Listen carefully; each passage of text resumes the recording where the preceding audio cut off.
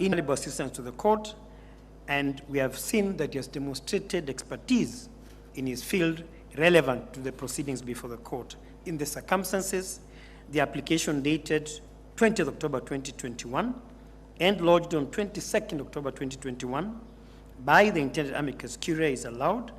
The amicus brief attached to the application is deemed as filed, and the applicant shall not make oral submissions at the hearing of the petitions. Parties shall bear their own costs. The third application is by Professor Richard Albert and Professor Yaniv Rosnai. They have relied on the rules 3, 19.1, 31, and 50 of the rules. We have considered the grounds on the face of the application. We have read the amici briefs by both Professor Richard Albert and Yaniv Rosnai. Their reliance on Francis Kariuki Muruatetu and Trusted Society of Human Rights Alliance. We have looked at rules 19 of the court rules and the two decisions I've just quoted above. We have seen that the applicants intend to address the court on the issue of constitutional amendments relevant, including questions touching on the basic structure, its scope, relevance, and applicability. In the circumstances, we have the view that the applicant's very detailed amici briefs shall be useful to the court, and therefore we shall allow the application to be admitted as amici curiae. The amici briefs are deemed as filed, and the applicants shall not make oral submissions at the hearing of the petitions. Parties shall bear their own costs. The fourth and last application for admission as amici are by the by Professor Charles Fombad and Professor Adem K. Abebe. They have relied on Articles 1, 2, 3, 10, 48, 159, 160, 164, and 259 of the Constitution, and Rules 19, 1 and 2 of the Supreme Court rules, as well as the affidavit sworn by Sally Omoto, advocate. We have looked at the amici briefs. They have detailed a number of questions for Professor Fombad. He has asked 3 questions that he wishes to address, and Professor Debe has similarly raised 3 questions which he wishes to address. Having looked at the law, Rules 19 of our rules, the cases of Raila Odinga and others versus IEBC, Trusted Society of Human Rights versus Momo Matemu, we are of the view that the admission of the amici curiae will be useful in achieving our mandate to develop the law with the assistance of input from parties appearing before us. And we find that the amici have filed a detailed brief which shall be of use to the court, and therefore we shall admit their application, we shall allow the application, admit them as amici curiae. The briefs attached to the application are deemed as filed, and the applicants shall not make oral submissions at the hearing of the petitions. Each party shall bear their own cost. Thank you, Honorable Chief Justice. Thank you, judges. Thank you, Counsel. Thank you, my Lord, Justice Renaura, for delivering the 4 rulings on behalf of the court.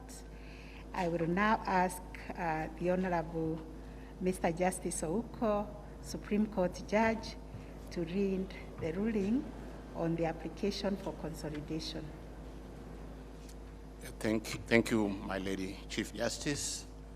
It's a straightforward application.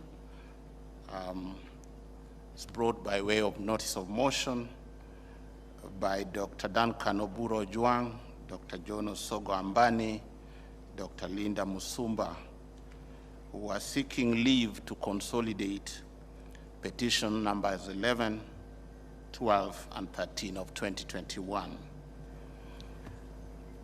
Upon perusal of the affidavit of Duncan Oburu Ojuang, and upon perusal of the response by those parties who have filed their submissions in this application, which is essentially not opposed,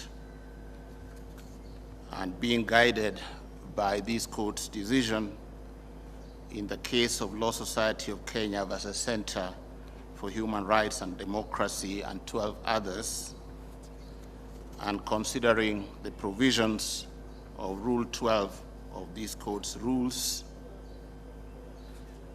we have no doubt that the application meets the threshold for consolidation.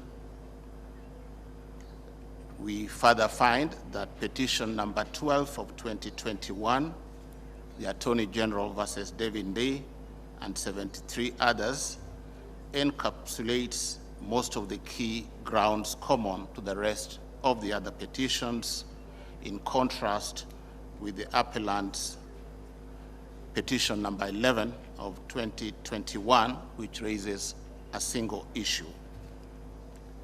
The order of President's proceedings and presentation will be shortly given by the presiding Chief Justice, but we make the following orders in regard to this application.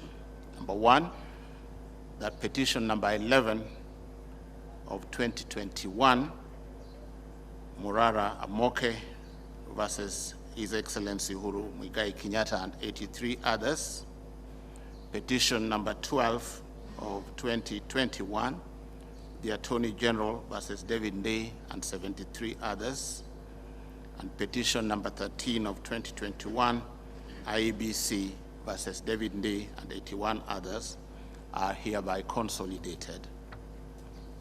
Petition number 12 of 2021, the Attorney General versus David Day and 73 others will serve as the lead file in the proceedings, save to add that they will need to add all the parties that are omitted, for instance, Mr. Ochiel's clients, Dr. Mwimali and Muhuri, and any other that may have been omitted. Those are the orders of this court. Thank you, my lady CJ. Thank you, my Lord Justice Ouko, for delivering the ruling on behalf of the court. Having delivered the 7 interlocutory rulings arising from the 7 interlocutory applications, the 3 petitions are now consolidated, and the read file is petition number 12. We will now proceed to give directions for the hearing of the petitions as consolidated.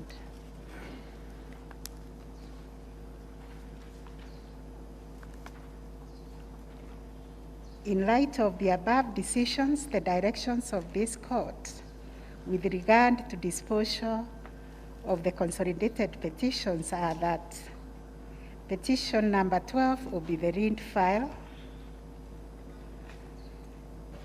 The petitioners in the 3 respective petitions will be the appellants, while the rest will be the respondents. At our preliminary review of the record, we have been able to discern some issues which will guide counsel on the filing of the submissions, and I will request my brother, the Honorable Mr. Justice Ibrahim, to read those issues. I also wish to hand, if any party feels at liberty to hand another issue, they can do so.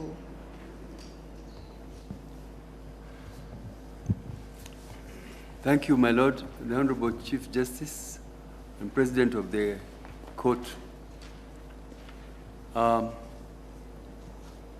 Court has considered, having read the record thoroughly, the issues raised in the petitions. 3 petitions were lodged in the Supreme Court, challenging the judgment of the Court of Appeal in Civil Appeal number E291 of 2021 as consolidated with E292, E293, and E294 of 2021, delivered on 20th of August 2021.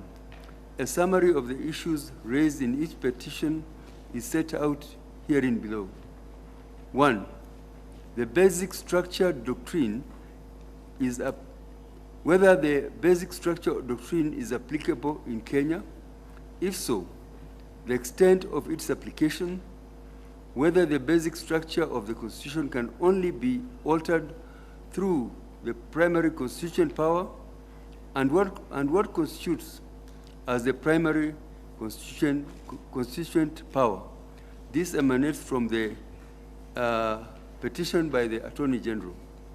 2, whether the President can initiate changes and/or amendments to the Constitution, and whether a constitutional amendment can only be initiated by Parliament through a parliamentary initiative under Article 256 of... Ruling will be available